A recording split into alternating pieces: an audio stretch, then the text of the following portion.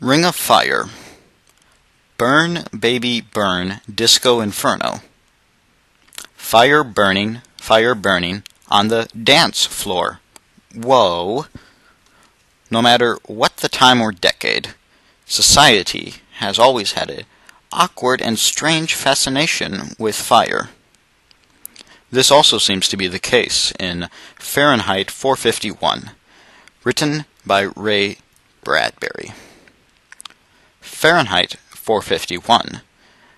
The name of the book is taken from the auto-ignition point for paper, which makes a lot of sense because it's a book about burning other books. Guy Montag lives in a well-to-do city in a nice house with his wife, Mildred. Montag works as a fireman, burning down the houses of people who own books. One night, as he's coming home from a late night at work, he meets a peculiar 17-year-old girl named Clarisse. Clarisse is different. She isn't attached to technology like everyone else. She teaches Montag to question life, and he eventually learns the truth about his perfection-obsessed society. Along with Faber, Montag learns the truth about life. The society does not like that. The theme of Fahrenheit 451 is still very relevant today. Individualism is important. It builds a better society through the differences in opinion. Bradbury shows what happens when censorship runs rampant and takes away the dissenting voice. The tone of Fahrenheit 451 is very skeptical and serious. Montag begins to question his view of life. All he wants to do is just to finally understand. Symbolism is the use of symbols to signify ideas and qualities by giving them symbolic meanings that are different from their literal sense. For example number 1, we chose to use the symbols of light and dark. The light is a symbol for free will and free thought. The absence of light, or darkness, is the opposite, and therefore is the symbol for the oppression of free thought. This goes along with how the firemen burn the books, mostly at night. Everything bad tends to happen in the dark, like the burnings. It seems as though they are trying to hide the sadness and tragedy so people do not get sad. People commit these horrid acts under the cover of night, unseen. Complete darkness, not a hint of the silver world outside. The windows tightly shut, the chamber a tomb world where no sound could penetrate. The darkness is a symbol of the world Montag lives in that kills individual expression and free thought. He describes his bedroom as a tomb, which is not a happy place to be in. In this scene, Mildred also tries to take her life. She is so caught up in trying to stay happy, she doesn't realize how unhappy she really is. The darkness represents the depression of the human spirit. The dark room and the absence of light signify the world's conformity. Mildred is also one of the many who conform to the society. She accepts everything about the world as the only way, like everyone else. If the world were like this, life would be empty, like Mildred's. Perhaps he had expected their faces to burn and glitter with the knowledge they carried, to glow as lanterns glow, with the light in them.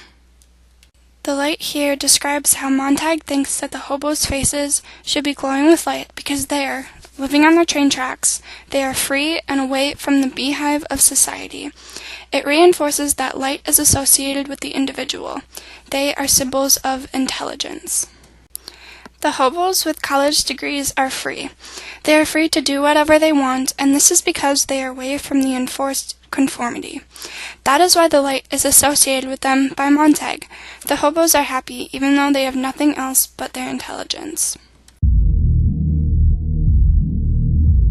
An important aspect of Fahrenheit 451 is that it's part of the science fiction genre. One of those elements that make up the science fiction genre is its setting, being when and where it takes place. We know that it's definitely futuristic, which is one of the most key elements for the science fiction genre, by different things that are said in the book. Montag even says himself that we've started and won 2 atomic wars since 1990, And this quote shows that the setting is in the future. The book itself was written in 53, of course, and the setting being described as past 1990 is one way that we know it's definitely in the future. Now, it's set in the future because it's to serve as a warning to the current generation. Think of it as Bradbury's way of saying conforming will lead us to this as our future. When Montague meets up with Granger, of course, Granger says to him, "Do you see? Out of the nursery, into the college, and back to the nursery. There's your intellectual pattern for the past 5 centuries or more." In the context, he was referring to the 19th century onwards.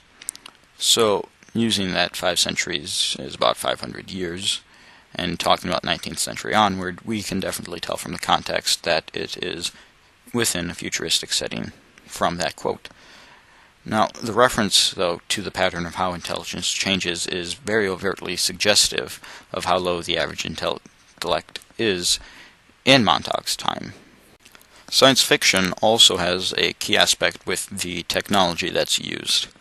Often, within science fiction, they're more advanced with the technology than what is currently available in today's time. So, we see, especially with the firemen in particular, some of the advanced technology. We learn of how, in the old days, before homes were completely fireproofed. Now, homes today aren't exactly fireproof. They burn down all the time. While fireproofing itself is not entirely a new thing, the fact that this incorporation where all houses are fireproofed definitely shows an advancement in technology that is in Fahrenheit 51's setting. This part of science fiction sets the appropriate scene for the what-if question that's also very key. The question is, what if this censorship, this conformity that goes on throughout society leads to a future like this? It makes sense that as time goes on, more tech develops, of course. We also learn of the mechanical hound, a completely advanced robot that is way beyond anything that we currently have. One of its descriptions is of light flickered on bits of ruby glass and on sensitive capillary hairs in the nylon brush nostrils of the creature that quivered gently, its 8 legs spidered under it on rubber-padded paws. The hound as described is another example, of course, of the technology, and it's able to track humans down by the chemical composition of their sweat. If you think we currently have that, I would suggest you getting a CAT scan. You see, these hounds, they're the ultimate killing machine of the government, and they're used to keep our population in check and uniform to what the government wants. So I ask, why would a free society need a robot killer machine that goes after civilians without pause? It doesn't. Imagery is an author's use of vivid and descriptive language to add depth to his or her work. It had an eye. What did the eye see? If such a thing could be brought out in the throb of a suction snake. In this quote, Bradbury uses visual imagery to describe how the hose of the suction machine was like a snake to Montague, going into his wife and sucking out all the evil. The snake represents the technology that is used to save Mildred from death. The government uses technology as a tool to keep the citizens complacent, like the mechanical hound. They use technology to control society. With this brass nozzle in his fists, with this great python spitting its venomous kerosene upon the world. The author uses visual imagery and a python to describe the hose's movement while it flows kerosene onto the books. The use of the dangerous and deadly animal brings seriousness and sadness to the situation. He is describing the hose as a python because of the life that the kerosene gives it while it flows. The government wants the firemen to protect the citizens from knowledge. They do not want the citizens to be offended by anything that the books say, so they just burn them. Montag is describing the horrors of his job. For the second example of imagery, Clarice is really important. Clarice helps Montag realize that there is more to life than what he knows. She tells him to look at certain things, to notice them for once. Once he notices them, he opens up to the world. I sometimes think drivers don't know what grass is, or flowers, because I never see them slowly. If you showed a driver a green blur, "Oh yes," he'd say, "that's grass." Clarice uses a description of what drivers see to show Montag how no one really pays attention to things in life. She thinks that everyone is so blind now with all the technology. She shows that she thinks that they are quite dumb because that they think grass is only a green blur. Clarice actually sees things, and she is happy. She is happy without all the technology in her life. She believes that once Montag looks and actually sees how life is, he will be happy too. "Are you happy?" she said. "Am I what?" he cried. But she was gone, running in the moonlight. Clarice uses simple words to make Montag question his life. Even the word happy is such a big word, and that is why I feel this quote is showing an image. Montag, standing on his porch, confused as ever, and Clarice, the free spirit, dancing away, leaving him wondering. Clarice is questioning Montag's happiness. She knows he is not attached to technology like other people, but she does not think he is really happy. He is not himself, not an individual. He didn't realize there was dew on the grass in the mornings. Clarice asks this, and Montag opens up. He begins to question his own happiness, which leads him to seek it. Through Fahrenheit 451, Bradbury warns that killing the individual rots the tree of society. The over-censorship creates a disability to question right and wrong. There is no more happiness without knowledge. Instead, all there is are distractions to keep them from realizing how sad they really are. Just like in today's society, technology serves as a distraction from reality. We're also caught up with the Kardashians that we don't realize how disconnected we actually are. We are suppressing free thought to make everybody happy, which is exactly what happened in Fahrenheit 451. Bradbury teaches that removing individual freedoms in exchange for group happiness eventually becomes destructive to all.